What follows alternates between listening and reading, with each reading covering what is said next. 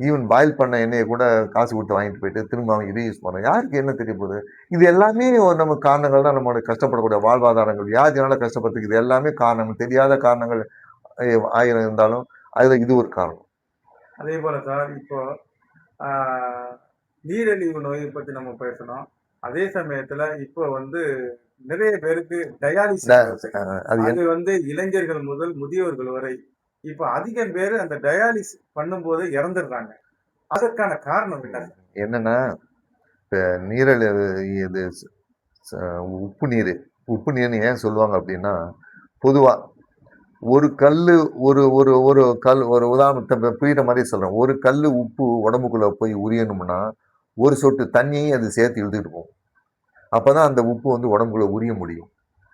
அப்ப என்ன பண்ணுவாங்கன்னா, இந்த சிறுநீரக வியாதியை தமிழ்ல புரியுற மாதிரி சொல்றதுக்காக உனக்கு உப்பு நீர் வந்துருச்சுங்கிற மாதிரி சொல்லுவாங்க. என்ன அப்பனா உப்பை குறைச்சி சாப்பிடுன்னு சொல்லுவாங்க. அப்புறம் சோத்து உப்பை குறைக்கும் போது என்ன ஆகுன்னா உடம்புல உள்ள ஏறக்கூடிய தண்ணியும் குறைஞ்சிரும். ஏற்கனவே சிறுநீரகம் தண்ணியை வெளியே ஏற்ற முடியாம தான் தடுமாறிக்கிட்டு இருக்கு. அப்போ நம்ம வாட்டர் லெவலை உடம்புல ஏற விடாம பார்த்துக்கணும்னா நம்ம சாப்பிடக்கூடிய உப்பு லெவலை குறைச்சிங்கன்னா நம்ம குடிக்கக்கூடிய தண்ணி உடம்புல உரியப்படாது. இந்த பேஸ் பண்ணி தான் உப்பு நீர் உப்பை கம்மியாக சாப்பிடுன்னு சொல்றது காரணம். உப்பை கம்மியாக சாப்பிட்றதுனால கிட்னி வியாதி வராதுன்னு கிடையாது. உப்பை கம்மியாக சாப்பிட்றதுனால கிட்னி என்ன வேலை செய்யுமோ அந்த வேலை செய்ய தடுமாறும் போது உடம்புல தேவையில்லாமல் தண்ணி சத்து அதிகமாக ஏறும் போது அது கிட்னிக்கு ஓவர் பர்டன் ஆயிரும். அதை தவிர்க்கத்தான் நம்ம உப்பை கம்மியாக போட்டு சாப்பிட சொல்றோம். ஒரு பாயிண்ட். இன்னொன்று என்னன்னா, இப்போ உப்பு நீர் உள்ளவங்க அத்தனை பேருக்குமே அபரிவிதமான இரத்த கொதிப்பு டெவலப் ஆயிடும். அதை சாதாரண மருந்து மாத்திரையில் நம்ம கண்ட்ரோல் பண்ண முடியாது. அதை குறைக்கிறதுக்காகவும் உப்பை கம்மியாக போட்டு சாப்பிட சொல்லுவோம். என்ன காரணம் அப்படின்னா, கிட்னியில் ஜக்ஸாமினல் அப்பரேட்டஸுங்கிற மாதிரி ஒரு போர்ஷன் இருக்குது.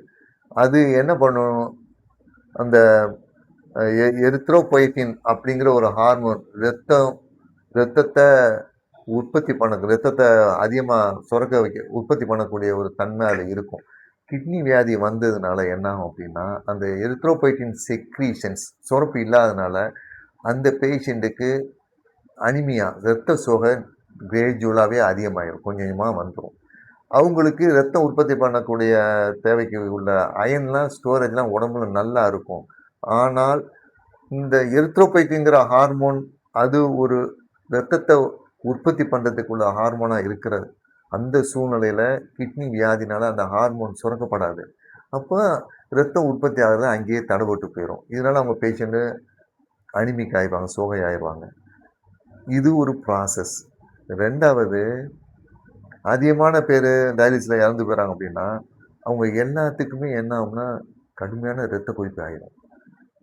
இரத்த கொதிப்பு அதிகமாக ஏறதுக்கு காரணம் கிட்னி உள்ளக்க நேச்சுரலாகவே பிளட் சர்க்குலேஷன் சரியாக ஃப்ரீயாக போகாது. உள்ளே உள்ள இரத்த குழாய் எல்லாமே டேமேஜ் ஆகிரும். ஆட்டோமின் டிசார்டர், இம்யூனோகுளோபின் அந்த மாதிரி நிறையா இம்யூனிட்டி லெவலில் எல்லாமே ஓவர் ஆக்ட் பண்ணி அதோட ப்ராசஸ் எல்லாமே பெத்த ப்ராசஸ் எல்லாமே தூண்டப்பட்டு அது நஷ்டமாயிரும். ரத்தத்தை சரியாக ஃப்ரீயாக போகாது. எப்போலாம் ரத்தத்துக்கு கிட்னிக்கு ரத்தம் ப்ராப்பராக போகலையோ அப்போலாம் என்ன பண்ணும்னா இரத்த குழாய் கிட்னியில் உள்ள ஒரு இரத்த குழாயை அதிகமாக ஒரு ஹார்மோன் ஒன்று சுரக்கும். அந்த ஹார்மோன் என்ன பண்ணும் அப்படின்னா எல்லா இரத்த குழாயுமே சுருங்க வச்சிடும். சுருங்கும்போது சாதாரணமாகவே ப்ரெஷர் ரைஸ் ஆகிடும். அப்படி ரைஸ் ஆகி கூட கிட்னிக்கு ரத்தம் போயிடாதா? ஒரு பைப் இருக்குது, பைப்பில் தண்ணி வருது, நம்ம கையை வச்சு பிளாக் பண்ணும்போது ஃபோர்ஸ் அடிக்குது. பாதி தண்ணியை கை வச்சு பைப்பில் பிளாக் பண்ணுறோம். அப்போ ஃபோர்ஸாக தண்ணி வர்ற மாதிரி கிட்னியில் உள்ள அந்த ப்ரெஷர், கிட்னியுடைய இரத்த குழாய் ப்ரெஷர் சுருங்கும் போது ப்ரெஷர் அதிகமாகுது. கிட்னிக்கு அந்த பெர்ஃபியூஷன் சொல்லுவாங்க. அது மூலமாக கிட்னிக்கு நிறைய ரத்தம் போகாதா அப்படிங்கிற மாதிரி ஒரு கணக்கில் என்ன ஆகும் அப்படின்னா இந்த இரத்த கொதிப்பு தானாக ரைஸ் ஆகி இரத்த கொதிப்பு ரைஸ் ஆனால கிட்னிக்கு ரத்தம் போகாது. கிட்னிக்கு ரத்தம் போகாதனால திரும்ப இரத்த கொதிப்பு அதிகமாகும். இப்போ உதாரணமாக வந்து ரோட்டில் ஒரு ஆக்சிடென்ட் ஆகிடுது. ஆக்சிடென்ட்னா பிளட் எல்லாம் வெளியாகிடுது. பட் மருத்துவத்துக்கு துறையை கொண்டு போகிற வரைக்கும் அந்த பேஷண்ட்டு கொஞ்சம் உயிரோடு இருப்பான். பிபி பார்த்தீங்கன்னா ஓரளவு மெயின்டைன் ஆகிட்டு இருக்கும். அப்புறம் தான் கொஞ்சமாக குறைய ஆரம்பிக்கும். என்னென்னா கிட்னிக்கு போகக்கூடிய ரத்தத்தை அதை நிப்பாட்டிக்கிறோம். நேச்சுரலாக இறைவனுடைய செயலை நிப்பாட்டிக்கிற போது என்னென்னா கிட்னிலேருந்து இந்த சில ஹார்மோன் இருக்கு. அது நிப்பாட்டுங்க. இந்த மாதிரி சூழ்நிலை கிட்னிக்கு போகக்கூடிய ரத்த ஓட்டம் குறைஞ்சிரும், ப்ரெஷர் தானா ரைஸ் ஆயிரும். அதிகமான ப்ரெஷர் இருக்கும்போது திரும்ப அது இதயத்தை பாதிக்கும். இதய பம்ப் பண்றது எல்லாமே இப்படி ஒன்னோட ஆரம்பிச்சு அப்படியே ரிவர்ஸ்ல வந்து கம்ப்ளீட்டா இந்த பேஷண்ட்டுக்கு மூச்சு ரத்த கொதிப்பு அதிகமாக போயிட்டு கிட்னி வந்து பிளட்டை இதயத்தை பாதிக்கும் போது இதயத்துடைய லெஃப்ட் சைடு முதல்ல பாதிக்கும். அப்போ லெஃப்ட் சைடில் பாதிச்சுட்டு அது அப்படியே ரிட்டர்ன் ஆகி என்னம்னா ரைட் ஹார்ட்டை பாதிக்கும். ரைட் ஹார்ட்டை லெஃப்ட் சைடு பாதிக்கும்போது என்னன்னா நுரையீரலேருந்து ரத்தம் வந்து லெஃப்ட் சைடுக்கு வராது. இப்போ நுரையீரலில் ரத்தம் தேங்க ஆரம்பிச்சிடும். அப்போ பேஷண்ட்டுக்கு மூச்சு திணறல் வந்துடும். இந்த மாதிரி ஒன்னோட ஒன்று அப்படியே பின்னி பின்னி பின்னி வந்து கடைசியில் பேஷண்ட்டு மூச்சு திணறல் அதிகமாகி ஹார்ட் பிரச்சனைனா டக்குன்னு உயிர் போயிடும். இப்போ உப்பு நீர் அதிகமா நிறைய பேருக்கு வந்திருக்கிறது நம்ம தெரியுது. அதே சமயம் அவங்க எடுத்துக்கிற உணவு பழக்க வழக்கமா அல்லது குடிநீரா இல்லது தீய பழக்க வழக்கங்கள் தானே? உணவு பழக்க வழக்கங்கள் ஒன்று சொல்லலாம். ஏன்னா அதிகமான சால்ட்டை எடுத்து சாப்பிடக்கூடாது. ரெண்டாவது வந்து உணவுங்கிற முறையில் சில கெமிக்கல்ஸ் தேவையில்லாமல் மிக்ஸ் ஆகி உள்ளே வர்றது, அதையும் கெமிக்கல் அது உடம்பு சிறுநீரத்தை போய் பாய்ச்சிரும். இந்த மாதிரி விஷயத்தில் ஒவ்வொன்றும் நம்ம பார்த்து தான் சாப்பிடணும். உணவு பழக்க வழக்கங்கள் வரக்கூடியது. ரெண்டாவது கெட்ட பழக்க வழக்கங்கள்னால என்னன்னா சரியான சாப்பிடாது, தூக்கமில்லாத தன்மை, இது எல்லாமே வந்து உடம்புல இயற்கையாக சொல்லக்கூடிய அந்த அடினோ கார்டியோகார்டிஸ்டீராய்டு அந்த மாதிரிலாம் அது அதிகமாக சுரக்கப்பட்டு அதனால இரத்த குழாய்களுடைய பின் விளைவுகள் இரத்த ஓட்டத்தை பாதிக்கப்பட்டு சிறுநீரத்தை பாதிச்சிரும். இது உணவு பழக்க வழக்கங்கள். அது ரெண்டாவது நம்ம என்ன பழக்க வழக்கம் நம்மளுடைய கெட்ட பழக்க வழக்கங்கள். வேற என்ன நம்ம கேட்டீங்க? குடிநீர்னால முன்னாடி வந்து குடிநீர்லையும் சில தாது உப்புக்கள் இருக்குது. அதுவும் சரியா கால்சியம் தாது உப்புக்கள் இதெல்லாம் சரியா நம்ம ஃபில்டர் பண்ணி இயற்கையான முறையில் நம்ம சாப்பிடணும். அதை ஓவராக ஃபில்டர் பண்ணுறதாலையோ அல்லது அப்படியே நம்ம வந்து கன்சியூம் பண்ணுறதுனாலையோ சில உடம்புகளுக்கு அது ஒத்துக்கிறாம ரியாக்ட் ஆகி அந்த சூழ்நிலையும் இந்த மாதிரி சிறுநீர் கற்கள் இன்ஃபெக்ஷனு இந்த மாதிரி வர்றது வாய்ப்பு இருக்கு. அதே போல கேன்சர் இப்போ முன்னாடி யாருக்கோ ஒரு ஆளுக்கு இருந்தது, தற்போது அதிக பேருக்கு அந்த கேன்சர் புற்றுநோயானது வர காரணம் என்ன சார்? பொதுவாக நமக்கு தெரிஞ்ச அறிவில் எடுத்துக்கிறதுனா, இப்போ நம்ம இதுவரையும் சொல்லப்பட்ட எல்லா பழக்க வழக்கங்களும் மனநிலையோட ஒன்றி செயல்படக்கூடியது. ஒரு மனநிலை அமைதியா இருந்தது. ஒரு கெஸ்ட் வராங்க, உங்க பாசமான பேர குழந்தை வராங்கன்னா உங்க மனசு எவ்வளவு சந்தோஷப்படுமோ அந்த நிலையில என்ன ஆகும்னா அந்த ஒவ்வொரு அணுக்களும் புத்துணர்வு பெற்று நல்லபடியாக அது செயல்பட ஆரம்பிக்கும். பட் இதே இது வந்து நம்ம வாழ்க்கை சூழ்நிலைகள் அதுக்கு நேர் மாறாக சந்தோஷத்தை இழந்து மனநிலையில பாதிப்பு ஏற்படும் போது ஒவ்வொரு அணுக்களுமே தன்னுடைய செயலாற்றத்தை சரியான செயல்பட முடியாத சூழ்நிலை, அதோடைய வாழ்நாளும் மாறி போயிருது, குறைஞ்சு போயிருது. ஒரு அணுக்கள் ரெண்டா பிரியும் போது இந்த புத்துநோய் வரக்கூடிய சூழ்நிலை எப்படி அமையுதுன்னா, எப்பவுமே தாய் செல் அணு பெருசா இருக்கும், குட்டி செல் சின்னதா இருக்கும். இந்த கேன்சர்ல மட்டும் என்ன ஆகும்னா அந்த அன்கண்ட்ரோல்டு குரோத், அன்கண்ட்ரோல்டு ஒரு செல்லு ரெண்டா டிவைட் ஆகுது அப்படின்னா டிவைட் ஆகக்கூடிய அந்த குட்டி செல்லு தாய் செல்லை விட பெருசா இருக்கும். இந்த சூழ்நிலை அதோடைய குரோத் அதிகமாக போய்கிட்டு பெருத்துக்கிட்டே போகும். அதோட இட நெரிசல் தான் நமக்கு வியாதியா ஃபீல் பண்ணி நம்ம வந்து இறக்கக்கூடிய சூழ்நிலைக்கு போறோம். ஒரு அணுக்கள் ரெண்டா பிரியும் போது அதில் உள்ள குரோமோசோமும் அதோடைய மற்ற சில பொருள்கள் வேதியியல் பொருள்கள் எப்படி மாறுது, மாற்றம் அடையுது, இதை பொறுத்து தான் இந்த கேன்சரா மாறுது. அப்ப நம்ம எதையுமே மன சாந்தத்தோட சந்தோஷத்தோட எந்த ஒரு செயல்பாடும் வெளிப்படையா செய்யும்போது நமக்கு இந்த செயற்கையான மாற்றங்கள் அணுக்கள் செல்லுல ஏற்படாது. இயற்கையான மாற்றங்கள் சந்தோஷமான முறையில மாறும்போது அந்த அணுக்களும் நீண்ட ஆயுளோட வாழ போகுது. அதுக்கு மாறாக தான் நம்ம வாழ்க்கை திறன் மாறி போச்சு இப்போதைக்கு. அதுக்காக தான் நம்ம எல்லாமே இந்த மாதிரி வியாதியில மாட்டிக்கிட்டு முடிக்கிறோம். நீங்க இளைஞர்களுக்கு கொடுக்கக்கூடிய அறிவுரை என்ன? வளர்ந்து வரக்கூடிய இளைஞர்களுக்கு கொடுக்கக்கூடிய அறிவுரை என்ன? பொதுவா நம்மளை கடவுளுடைய படைப்பினங்கள்ல மனித படைப்பினங்கள் முக்கியமா நம்ம எடுத்துக்கிட்டோம்னா நமக்கு தான் 6வது அறிவை கடவுள் கொடுத்துருக்காரு. ஒன்றும் கடவுள் என்ன சொல்றாரு பொதுவா அப்படின்னா, இயர்லியராகவே 4லேருந்து 5 மணிக்குள்ளே எந்திரிச்சுங்க. அதிகாலையில எந்திரிச்சிட்டு நீங்க உங்க வேலைகளை பாருங்க, பிரார்த்தனை பண்ணுங்க.